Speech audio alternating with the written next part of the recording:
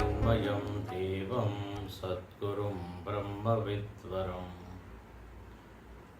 ॐ सहनाववतु सहनौ भुनक्तु सह वीर्यं करवावहै तेजस्विनावधीतमस्तु मा विद्विषावहै। ॐ शान्ति शान्ति शान्तिः। आप्यायन्तु ममङ्गानि वाक्प्राणश्चक्षुश्रोत्रमथो बलमिन्द्रियाणि च सर्वाणि। सर्वं ब्रह्मोपनिषदं माहं ब्रह्म निराकुर्यां मा ब्रह्म निराकरोत्। अनिराकरणमस्तु निराकरणं मे अस्तु। तदात्मनि निरतेय उपनिषत्सु धर्माः ते मयि सन्तु ते मयि सन्तु। ॐ शान्ति शान्ति शान्तिः।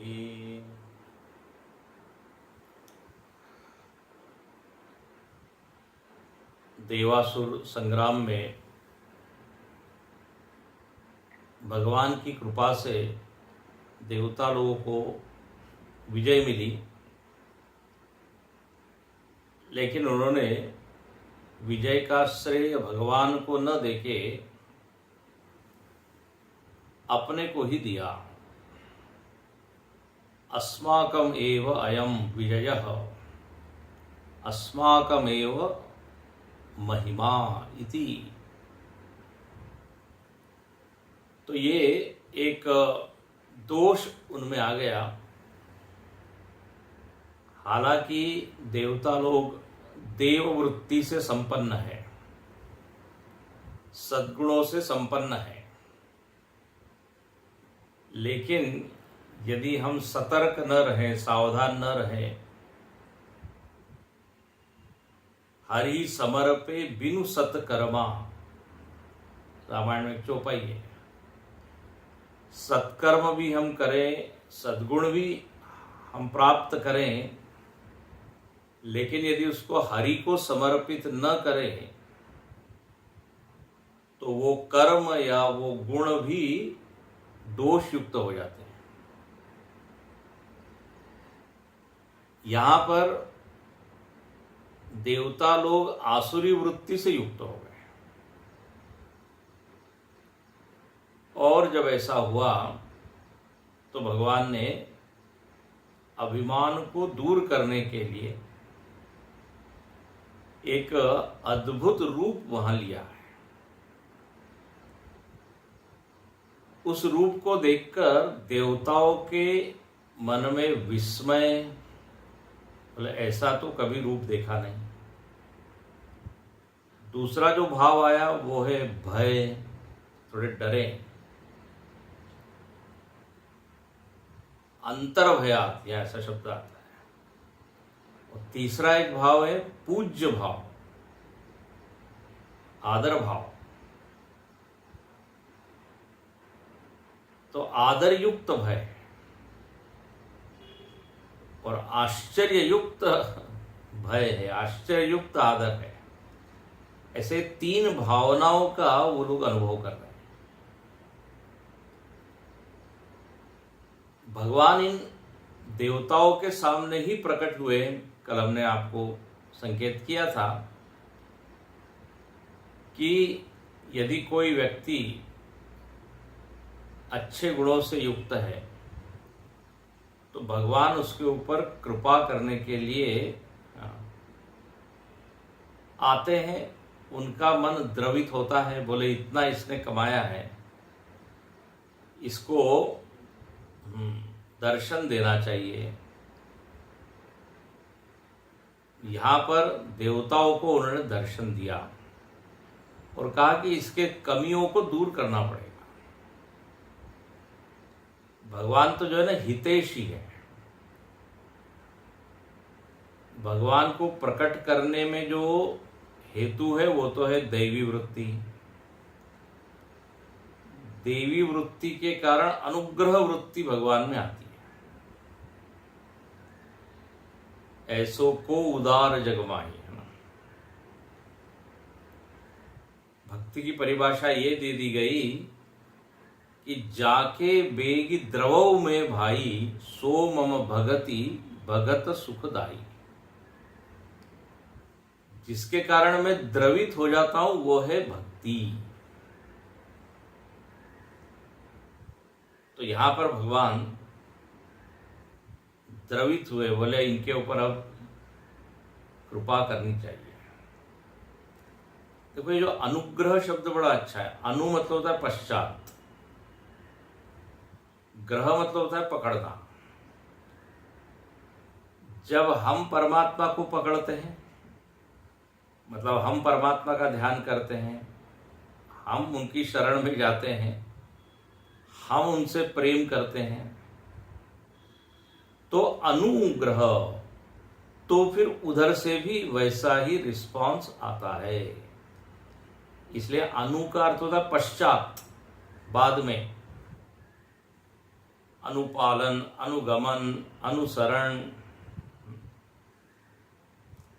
तो अनुग्रह। अब भगवान ने यहां पे यक्ष का रूप लिया। रूढ़ी अर्थ तो यक्ष का है एक योनि, कल भी आपको बताया। लेकिन यहां पर जो भाष्यकार अर्थ बताते हैं वो है पूज्य। कई बार रूढ़ी अर्थ कुछ होता है, लेकिन प्रसंग में अर्थ दूसरा लेना पड़ता है। जैसे पंकज, एक पंकज शब्द है। अब यदि धातु से उसका अर्थ ले तो पंका जायते इति पंकज।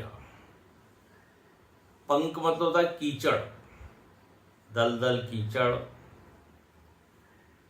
तो उसमें जो उत्पन्न हो वो है पंकज। तो अब कीचड़ में तो कीड़े मकोड़े भी उत्पन्न होते हैं, तो धात्वर्थ तो कीड़े इत्यादि हो जाएगा। लेकिन जो रूढ़ी अर्थ है पंकज का वो है कमल। पंकज कहते ही कमल, पंकज नयन बोलते ना। तो ऐसे ही यक्ष कहते ही लोगों को एकदम याद किसकी आती है? कुबेर की। लेकिन यहां पर वो भाव नहीं, या धातु से अर्थ लेना है। यक्ष धातु का अर्थ होता है पूज्य। तो ऐसा भाव, ऐसा रूप जब प्रकट हुआ है तो अग्नि को भेजा है। तो अग्नि जो है वहां जाते हैं और अग्नि को कहा आप जरा इनका विशेष ज्ञान प्राप्त करके आइए। तब अग्नि देव कहते हैं तथेति, ठीक है हम जाते हैं। और 17वां मंत्र आप देखिए, 17वां 17:4 86 पेज नंबर 86। तदभ्यद्रवत् तमभ्यवदत् कोऽसीति अग्निर्वाम अहमस्मीति अब्रवीत् जातवेदा वा अहमस्मीति। 17:4। अब इसके ऊपर हमने भाष्य कल देखा था और उसी भाष्य को आगे बढ़ाते हैं। पृष्ठ क्रमांक 87 में आप देखिए कि जब अग्नि को भेजा है तो यहाँ 88 पृष्ठ पर देखिए, 88 पर प्रथम शब्द तम च गतवंतम मिला आपको। भाष्य आप देखिए पृष्ठ क्रमांक 88, तीसरे मंत्र का भाष्य है। तीसरा, अब भाष्यकार ने तीसरा, चौथा, पांचवा, छठा, सातवां, आठवां, जितने भी ये मंत्र है, 6 मंत्र, इन 6 मंत्रों के ऊपर पूरा एक इकट्ठा भाष्य लिखा, एक एक अलग अलग नहीं। पृष्ठ क्रमांक 88 पे वर्णन है, अग्निदेव जाते हैं। तम च गतवंतम पिपृच्छिशुम। अग्निदेव का है नाम दिया पिपृच्छिशु। ये क्या भाई? पिपृच्छिशु मतलब जो पूछना चाहता है, पूछना चाहता है। जैसे मुमुक्षु मोक्ष चाहता है, पिपासु पीना चाहता है। ये सन प्रत्यय से बन जाते हैं शब्द, इसमें द्वित्व हो जाता है, डबल हो जाता है। जैसे यहाँ पी पी पिप्र, मुमुक्षु मुच धातु से बनता है, तो 2 बार मुंह आ गया। मुमुर्षु जो मरना चाहता है, वहां भी 2 बार आ गया मुंह। तो ऐसे अग्निदेव कौन है? तो बोले जो पूछना चाहते हैं, जानना चाहते हैं कि ये कौन है। तो पिपृच्छिशुम तत्समीपे, यक्ष के समीप वो गए। गए तो बड़े उत्साह से थे, सीना तान के गए थे। बोले अभी हम आते हैं, इनको जानकर आते हैं, पूरा डिटेल्ड परिचय प्राप्त करके आते हैं। लेकिन हुआ क्या? तत्समीपे अप्रगल्भत्वा तूष्णीम भूत, तूष्णीम भूता। बोले जब अग्निदेव यक्ष के पास गए तो यक्ष के व्यक्तित्व के आगे अग्नि का व्यक्तित्व फीका पड़ गया। यहां शब्द है अप्रगल्भ। प्रगल्भ का मतलब होता है दुर्दमनीयता, कांट बी डोमिनेटेड, तो प्रगल्भ।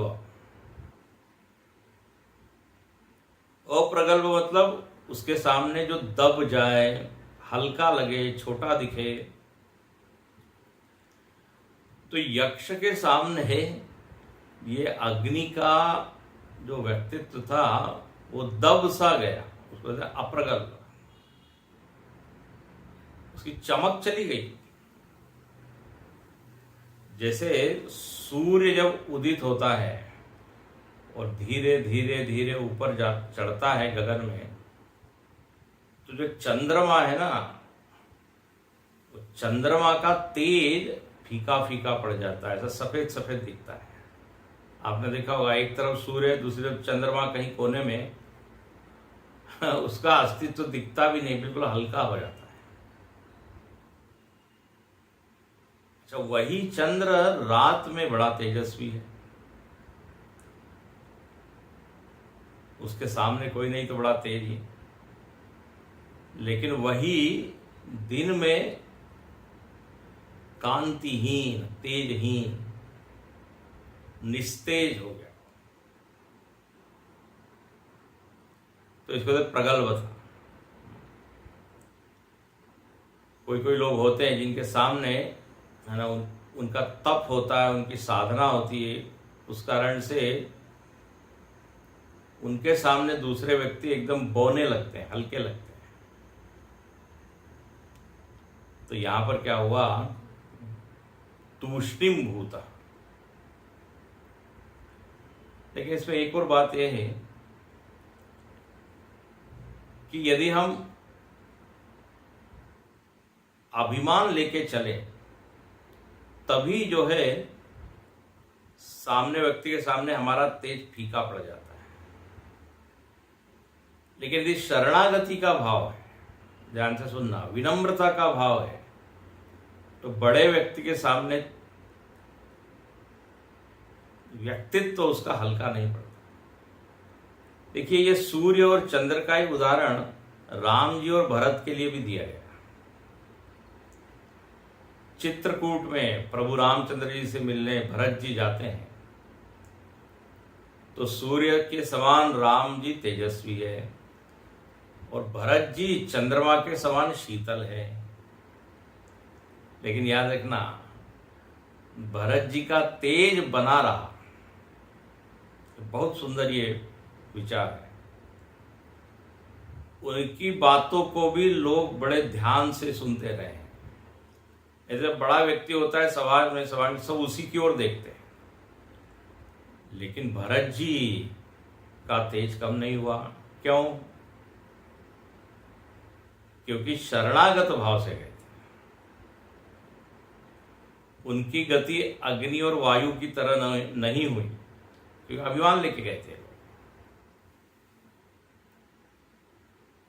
हनुमान जी जब रावण के दरबार में गए तो रावण का तेज फीका पड़ गया। वहां वर्णन आता है जैसे सारे सर्पों के बीच में गरुड़ खड़ा है, ऐसे हनुमान जी खड़े हैं, निडर निर्भय।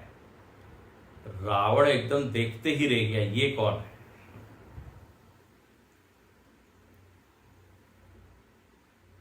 हनुमान जी जब राम जी के साथ रहते हैं तो हनुमान जी का तेज कम नहीं, क्योंकि हनुमान जी भगवान के चरणों में रहते हैं।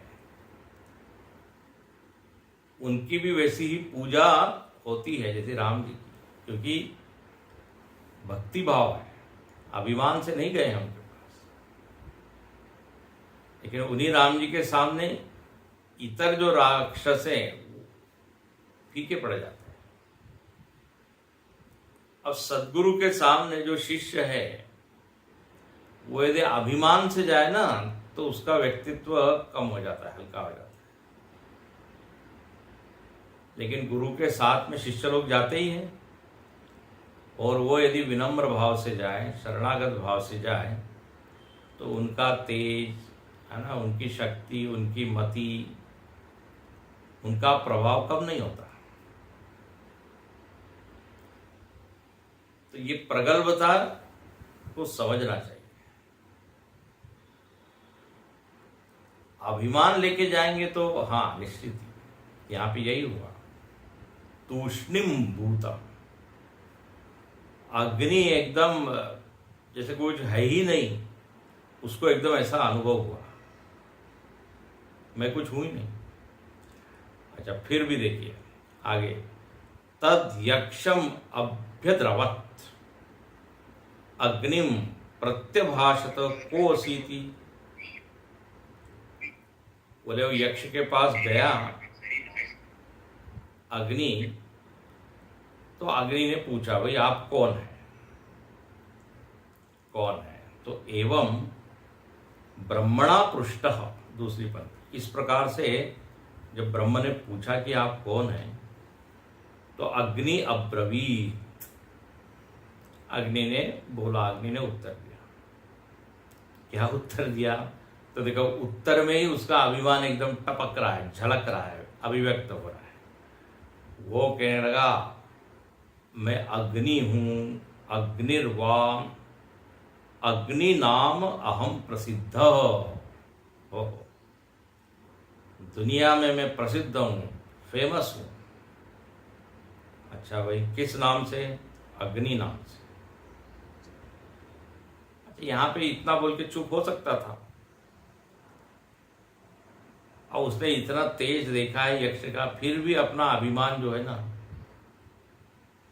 वो उससे बुलवा रहा है। वो कहता है अग्नि नाम हम प्रसिद्धो जात वेदा इति च नामद्वयेन प्रसिद्धतया।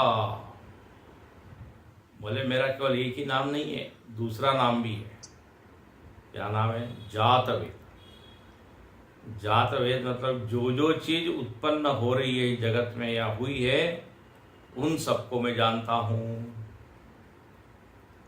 कल हमने बताया था सर्वज्ञ तुल्य हूं मैं, सर्वज्ञ कल्पम, कल एक शब्द आया था। सर्वज्ञ तो केवल भगवान ही हो सकते हैं। तो यहां एक दूसरा शब्द देता है जात वेदा, उसका भी लगभग अर्थ वही है कि मैं सब कुछ जानता हूं। अच्छा, जात वेदा इति च नामद्वयेन प्रसिद्धतया आत्मानं श्लाघयन्, आत्मानं श्लाघयन्, अपनी श्लाघा कर रहा है, अपनी ही स्तुति कर रहा है, अपनी ही क्या तारीफ, मैं ऐसा हूं ऐसा हूं। अच्छा, ये भी एक है अभिमान का दोष।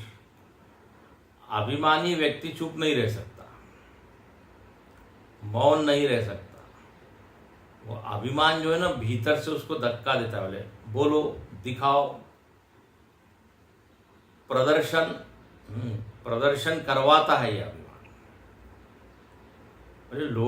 लोगों को जानना तो चाहिए ना मैं इतना बड़ा हूं। कोई नहीं बोल रहा है तो चलो मैं ही बोल देता हूं, या उसका हाव भाव ऐसा कुछ होता है कि वो ये दिखाना चाहता है कि मैं कुछ कम नहीं हूँ। बॉडी लैंग्वेज अंग्रेजी में कहते हैं, वो इस तरह से बैठेगा, इस तरह से देखेगा, अकड़ होती है ना। अभिमान में एक ये भी बात होती है, जो कठोरता है वो और अधिक बढ़ जाती है। विनम्रता, जो लचीलापन है व्यक्तित्व का, मुलायमपन जो है वो खत्म हो जाता है। तो यहां पर स्वयं की श्लाघा करना है, आत्मानं श्लाघयन्।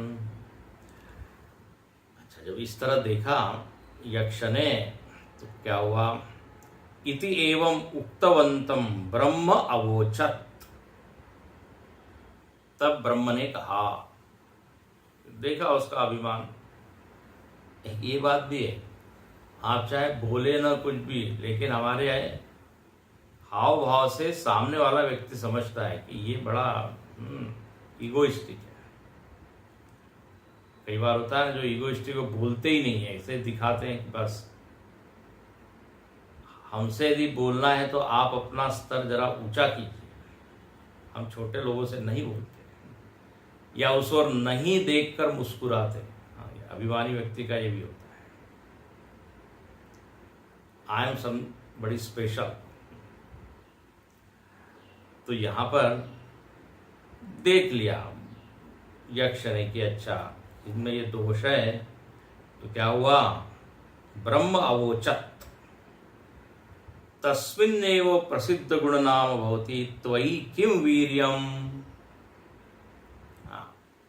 5वें मंत्र में आया, त्वयि किम वीर्यम, आप में क्या सामर्थ्य है। वीर्यम का अर्थ है सामर्थ्य, आप में क्या शक्ति है, ये आप जरा बताइए। अग्नि महाराज, ओ जात वेद, दो नाम ब्रह्म ने भी लिए होंगे, बताओ भाई, आप जानते हो ना सबको। हाँ, तो अच्छा एक काम कीजिए। हाँ, पहले तो पूछा क्या आप कर सकते हो, क्यों वीर्यम, क्या सामर्थ्य है। तो अग्नि कहता है, सो अब्रवीत इदम जगत सर्वम दहेयम। अब ये शब्द मंत्र का है, सर्वम दहेयम यदिदम पृथिव्यामिति। इसी ऊपर भाष्य करते हैं, बोले यद इदम, दहेयम, दहेयम मतलब भस्मी कुर्याम। अग्निदेव कह रहे हैं, बोले हमारे में ये दम है, ये बल है कि हमारे सामने सब राख हो जाता है। मैं सबको राख बना देता हूं, जला देता हूं। बड़ी बड़ी चीजें हमारे यहाँ पर सामने क्या हो जाती है, राख हो जाती है। अब आप अग्नि में कुछ भी डालिए, क्या हो जाता है, राख, ईश। तो यहाँ पर भस्मी कुर्याम, मैं जला देता हूं सब। अच्छा बोले क्या क्या जला सकते हो आप, तो मंत्र में आया है यदिदम पृथिव्याम इति,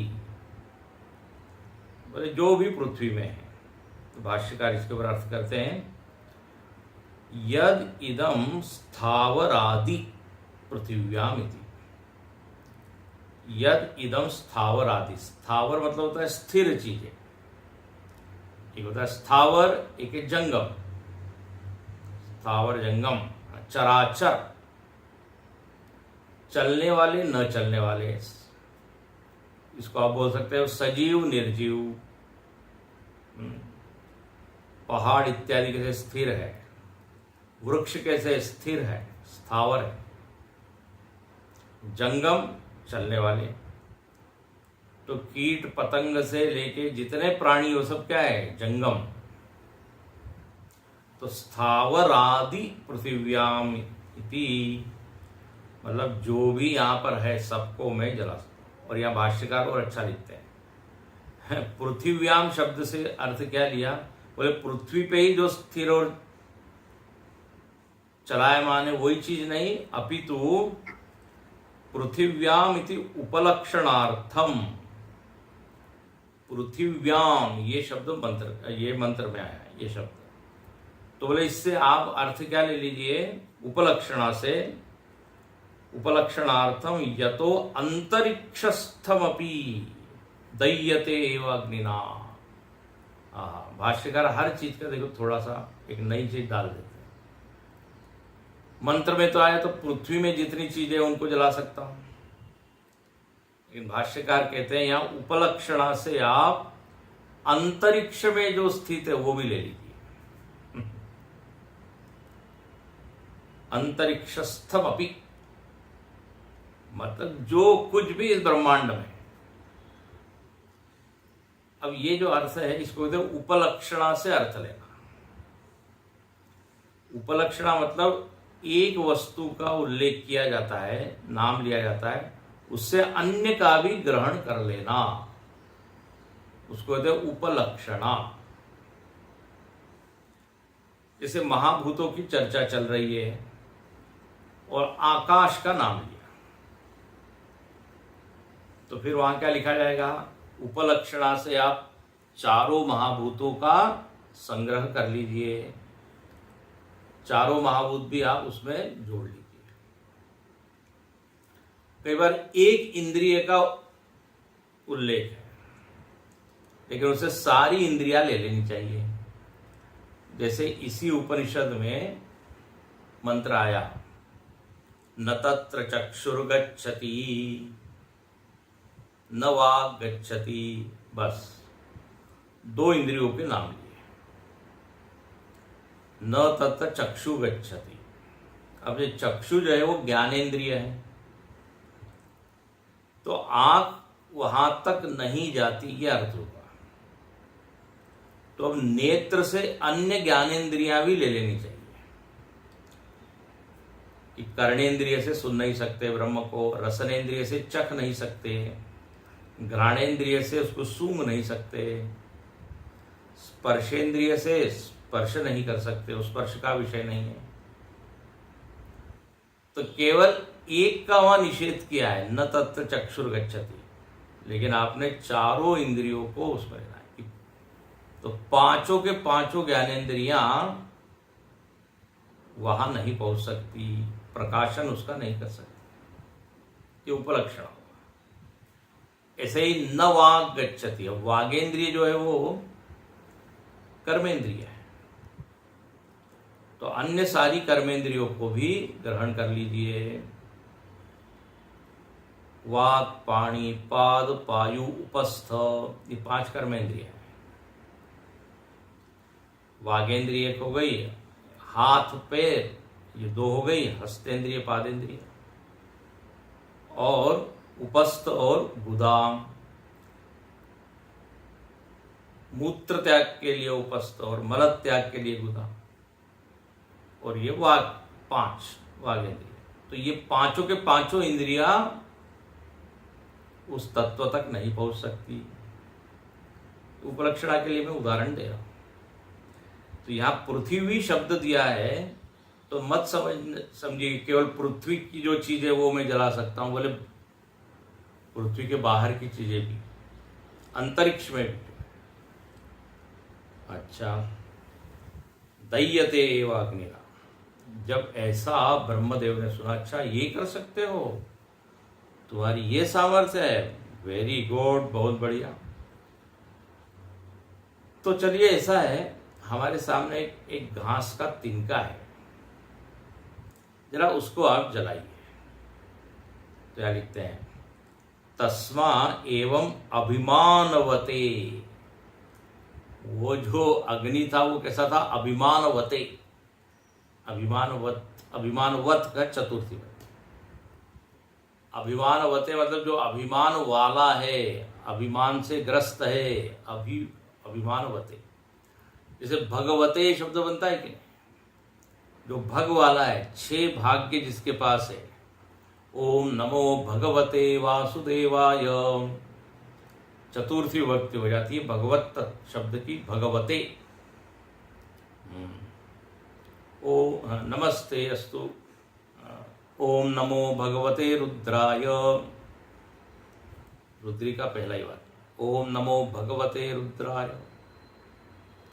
तो जो 6 भाग्यों से युक्त है, ऐश्वर्य, धर्म, श्री, वैराग्य, मोक्ष, कीर्ति, उसको बोलते हैं भगवते। तो यहाँ कैसा है, अभिमानवते। ऐसा ये ईगोइस्टिक अभिमानी अग्नि के सामने ब्रह्म ने क्या किया, तृणम निदधौ पुरो अग्ने, एक तृण लिया है और वो पुरः सामने रखा, स्थापितवत।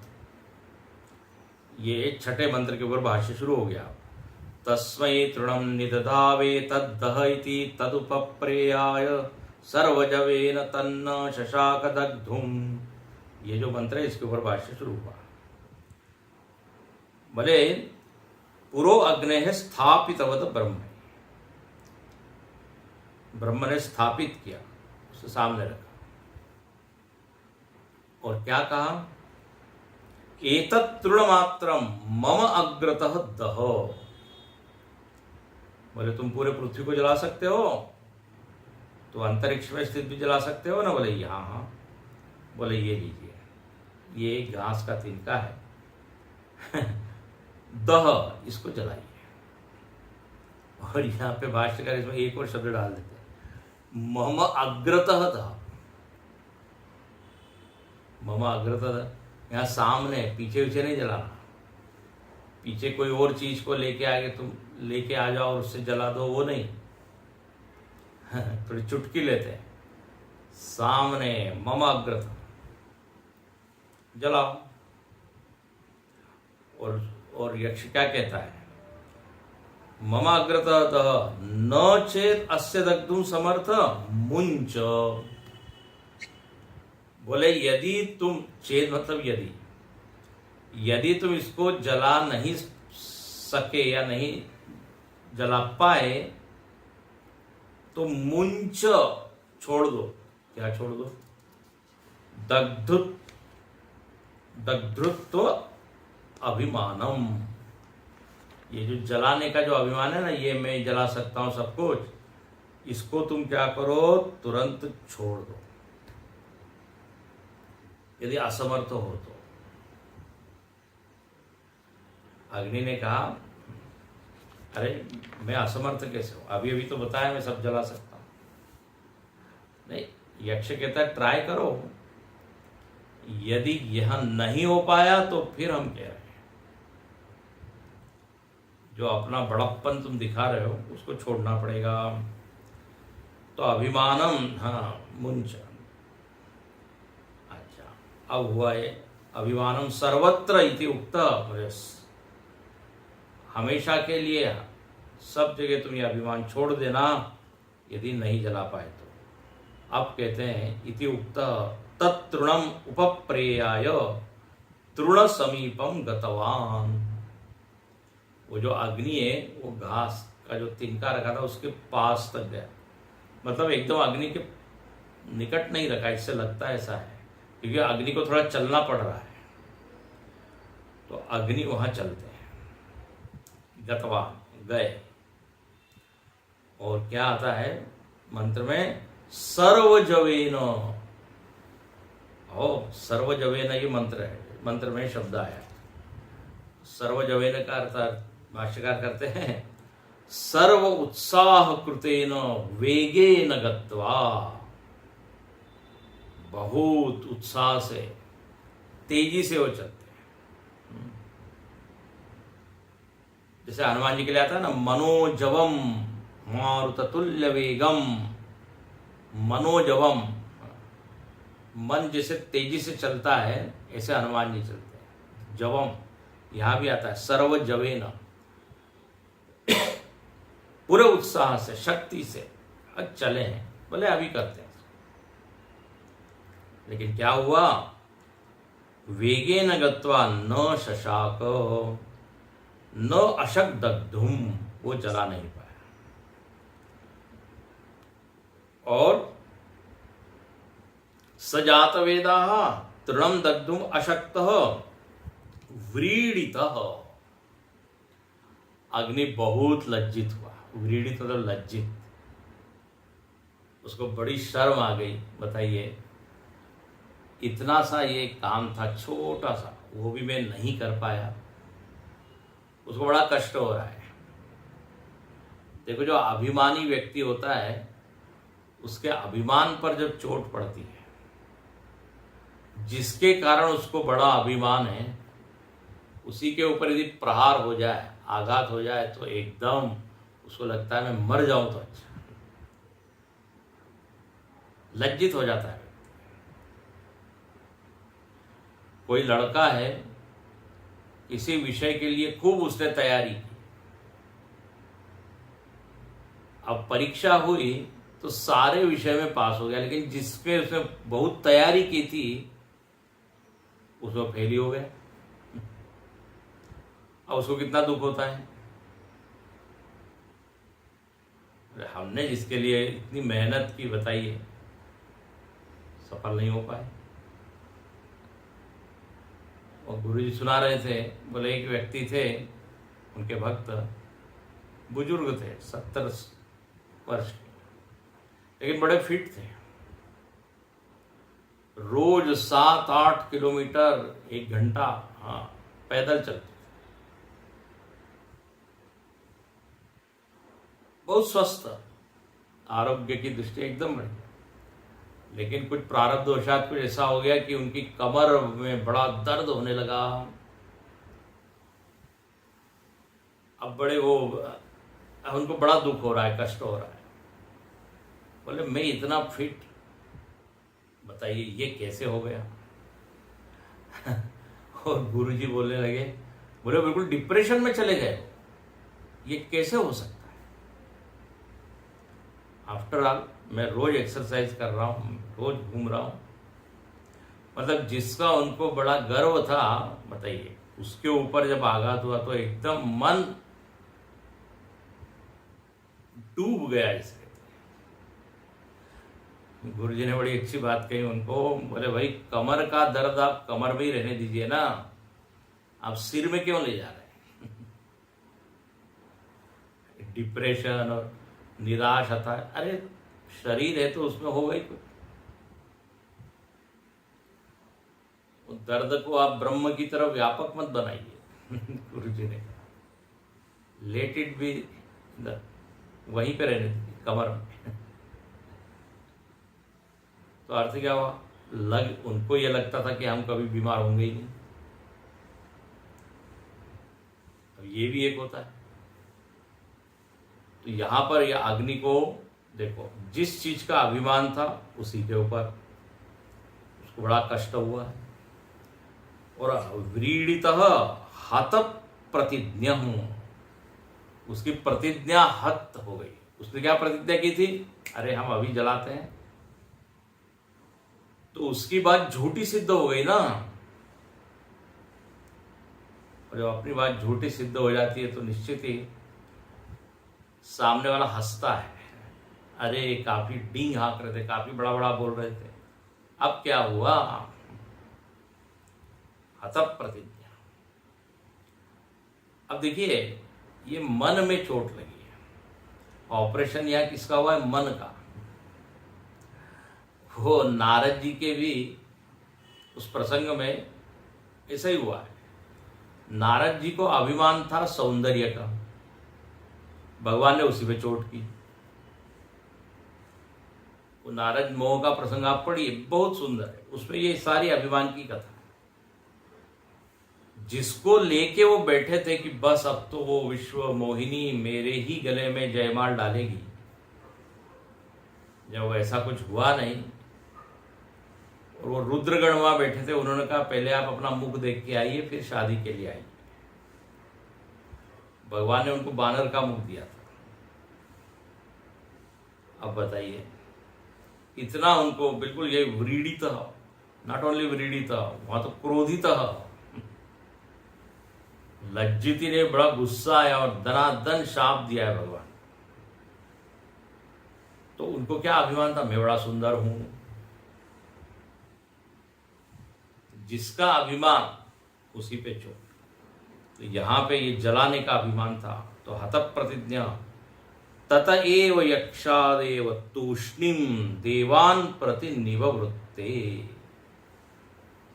बोले अब वापस चलना चाहिए, अब यहां तो हमारी कोई इज्जत नहीं, खत्म हो गया। जो मान लेके आए थे, जो नाम हमारा था वो तो यहाँ नाम एकदम धूमिल हो गया, तूष्णिम, चुप हो गया।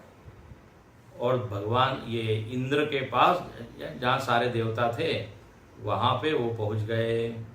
निवृत्ते मतलब निवृत्त प्रतिगतवान, वापस लौट गए। और क्या बोलते हैं, मंत्र में आता है कि न एतदशकम विज्ञातुम तद येतम यक्षमिति, छठे मंत्र में। तो उसके ऊपर भाष्य लिखते हैं अंतिम पंक्ति में, अंतिम पंक्ति है इस भाष्य की, न एतद यक्षम अशकम शक्तवान। अशकम मतलब मैं सफल नहीं हो पाया, नहीं जान पाया। न अहम शक्तवान, क्या नहीं जान पाया? अरे बोले वो यक्ष कौन था और मुझको भेजा था विशेष ज्ञान प्राप्त करने के लिए। लेकिन यहां लिखते हैं शक्तवान अहम विज्ञातुम विशेषतः तद ये तत् यक्षमिति, न पहले से आएगा। तो न अहम शक्तवान विशेषतः विज्ञातुम, इस यक्ष को विशेष रूप से मैं नहीं जान पाया। मतलब क्या, जो आप लोग जैसा जान पा रहे हैं बस वैसे ही मैं जानता हूं। मेरे ज्ञान में कोई वृद्धि हुई नहीं। जितना ज्ञान आपके पास है उतना ही है।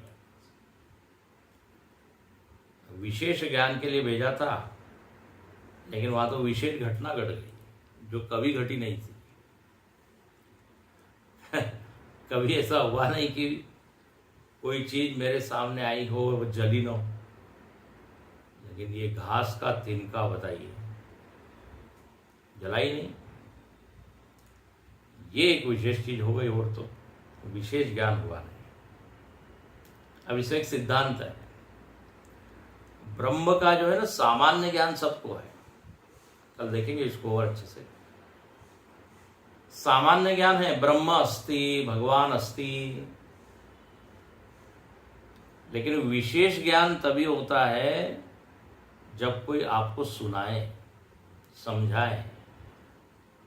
कई बार सामने चीज प्रत्यक्ष होती है फिर भी ज्ञान नहीं होता, सामान्य ज्ञान होता है। एक पेड़ है तो देख रहे हैं, लेकिन हम पूछते हैं किसका पेड़ है, ये फल क्या है, फूल क्या है, कौन सी जाति है इसकी। तो जो वनस्पति शास्त्र जानने वाला है वो आपको उपदेश करेगा, ज्ञान कराएगा। जगत में ऐसी कई चीजें हैं। सामान्य ज्ञान तो हो जाता है कि हाँ एक बिल्डिंग है, यहाँ कोई रह रहा है, लेकिन वो कौन रह रहा है पूछना पड़ता है, भाई यहाँ कौन रहता है। तो एक दूसरा व्यक्ति कहता है इनका ये नाम है, ये काम करते हैं। तो ब्रह्म का भी ऐसा ही है, जब तक कोई सद्गुरु उपदेश न करे, समझाए नहीं, तब तक नहीं होता विशेष। अस्ति है वो, ठीक है वो, लेकिन कैसा है, कितना है, क्या है, यहां पर ऐसा ही हुआ। आगे हम देखेंगे इंद्र को विशेष ज्ञान हुआ, वहां ब्रह्म विद्या ने उनको ज्ञान कराया। आगे का। अच्छा, अब ये अग्नि जब वापस आ गए तो इंद्र ने सोचा चलो ठीक है, अग्नि नहीं तो अपने पास दूसरे भी लोग हैं। जैसे क्रिकेट में दूसरे बैट्समैन होते हैं कि नहीं, 10-11, एक के बाद एक आउट हुआ दूसरा जाता है। तो बोले अथ वायुम, अब 7वां 8वां 9वां मंत्र जो है इसमें वायु की चर्चा है कि जो वायुदेव है वो गए हैं, अब उनकी क्या गति हुई। तो ये 7वां मंत्र है। अथ वायुमब्रुवन् वायवै तद् विजानीहि किमेतद्यक्षमिति तथेति। अथ मतलब इसके पश्चात अग्नि का हो गया, वायु को बोलते हैं विजानीहि, जरा जानो, ये तो नहीं जान पाए, तुम जानो। किम एतद यक्षमिति, ये यक्ष कौन है। तथेति, वायु कहते यस, मैं जाता हूं, आपकी आज्ञा सिर पर। और फिर 8वें और 9वें मंत्र में क्या हुआ, क्या बताते हैं? कहते हैं तद अभ्यद्रवत तमभ्यवदत कोवसी थी। बोले जाता हूँ, तेजी से गए हैं वहां पे, उनके निकट गए तो जैसे ही यक्ष ने देखा, अरे कोई दूसरा आ रहा है। बोले कोवसी, हु आर यू, कौन हो आप? अब ये वायु भी जरा अभिमान से कहता है वायुर्वा अहमस्मी इति अब्रवी, मैं वायु हूं। अब इतना कह के चुप हो जाना चाहिए ना, लेकिन अननेसेसरीली अपना एक और नाम बता रहा है, इससे अभिमान झलक रहा है। बोले वैसा मेरा नाम तो वायु है, लेकिन एक और नाम मेरा है। क्या नाम है? मातरिश्वा, मातरिश्वा वा अहमस्मी। अच्छा, अब इसका अर्थ हम देखेंगे कल। मातरिश्वा मतलब अंतरिक्ष में जो घूमता है उसको कहते हैं मातरिश्वा। मातरी श्वयति, श्वयति गच्छति, पुत्र मातरी, इस अंतरिक्ष में। तो ये वायु घूमती रहती है सब दूर। तो वायु ये दिखाना चाह रही है कि मैं सब दूर हूं, तो मैं केवल छोटा सा एक देवता नहीं। तो मातरिश्वा वा अहमस्मि, ये परिचय दिया वायु ने। अच्छा, तो यक्ष ने कहा बहुत सुंदर, अब आप बताइए, आपने नाम तो बता दिए, दो दो नाम बताए हमसे, हमने आपका एक ही पूछा था, लेकिन चलिए आपकी क्या सामर्थ्य है? तस्मिन् त्वयि किम वीर्यम इति अपिदिगम अपिदगम। ये जो एक चिन्ह आता है ना ऐसा, उसको गम कहते हैं। ये वैदिक चिन्ह है, वैदिक साहित्य में आता है। ईशावास्यम इदगम सर्वम, इदगम, तो यहां भी इदगम। जब ये पूछा यक्ष ने कि आपका क्या वीर्य है, तो वायु कहता है इदगम सर्वम आददीय। बोले मैं ग्रहण कर सकता हूं, आददीय ले सकता हूं। किसको? यदिदम पृथिव्यामिति, जो कुछ भी इस पृथ्वी पर है उसको मैं बड़े आराम से ग्रहण कर लूंगा। ग्रहण करने का एक अर्थ है, कल देखेंगे, इसको मैं सबको उड़ा सकता हूं, सबको ले जा सकता हूं अपने साथ। जैसे वायुर्गंधा निवाशयात, जैसे वायु गंध को ले लेती है फूल से। अग्नि के ऊपर यदि वायु बह रही है तो वायु क्या कर लेती है? उष्णता ले लेती, गरम गरम वायु चलने लगती है। तो वायु का एक गुण है ग्रहण करना। कोई बड़ा सुंदर गुलाब का फूल है या कोई सुगंधित फूल है, उसके ऊपर से वायु बहकर आती है, क्या ले लेती है वो? गंध। तो यहां पर वायुदेव कहते हैं हम सब चीज को उड़ा सकते हैं, ग्रहण कर सकते हैं। यदिदम पृथिव्यामिति।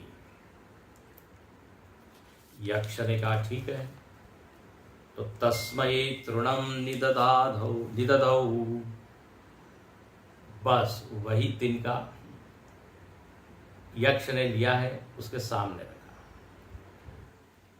एतद आदस्व इति, हाँ चलो इसको जरा उड़ा के बताओ, ग्रहण करके बताओ। तो वायुदेव तद उपप्रेयाय सर्वजवेन, वायु ने बहुत प्रयत्न किया, फूंक मारी ना, आपने देखा हुआ चित्र, फू फू ऐसे कोई चीज फूंक मार के आप उड़ा देते हो। अरे तिनका है, फटाक से उड़ा देंगे। उसे पूरा जोर लगाया, जितनी उसकी हवा थी वो सारी उसके ऊपर फेंकी मानो, लेकिन तन्न शशाक आदा तुम, लेकिन उस तिनके को ग्रहण नहीं कर सका, हिला नहीं सका एक मिलीमीटर भी। वो जो घास का तिनका है वो वज्र के जैसा हो गया। रामायण में आता है, शंकराचार्य जी ने अपने भाष्य में लिखा है कि भगवान कौन है, तो बोले तृणम अपि वज्री कर्तुम शक्ता, जो घास के तिनके को वज्र के जैसा भारी बना दे। तो बताइए, घास का एक तिनका था, वो उस वायु से हिल नहीं पाया। बहुत लज्जित हुआ। तत एव निवृत्ते न एतदशकं विज्ञातुम यद एतद यक्षमिति। बोले हम भी बिल्कुल फेल हो गए, नहीं जान पाए। अच्छा, ये अग्नि और वायु ने कोई ज़्यादा एक्सप्लेन नहीं किया वहाँ क्या घटना है, और उनकी इज्जत खराब हो। बोले बस हम नहीं जान पाए। अब ये सब नहीं बताया कि एक तृण उसने रखा और ये डिटेल रिपोर्ट नहीं थी। केवल इतना बोला कि आपने कहा था ना जानने के लिए, हम नहीं जानते। ओ, अब जो है इंद्र थोड़ा चिंतित हुआ। अब ये जो हमने अभी चार मंत्र पढ़े, इसके ऊपर भाष्य हम कल देखेंगे। भाष्य में भाष्य का 2-4 कुछ और ऐड करते हैं। कहानी तो सब समझ में आ गई, लेकिन अब इसका और थोड़ा गंभीर अर्थ कल देखेंगे भाष्य के साथ। और फिर देखते हैं, अग्नि आउट हो गए, वायु आउट हो गए, अब कौन जाता है, कल देखेंगे। ओम पूर्णमदः पूर्णमिदं पूर्णात् पूर्णमुदच्यते पूर्णस्य पूर्णमादाय पूर्णमेवावशिष्यते। ओम शांति शांति शांति। हरि ओम। श्री गुरुभ्यो नमः। हरि ओम।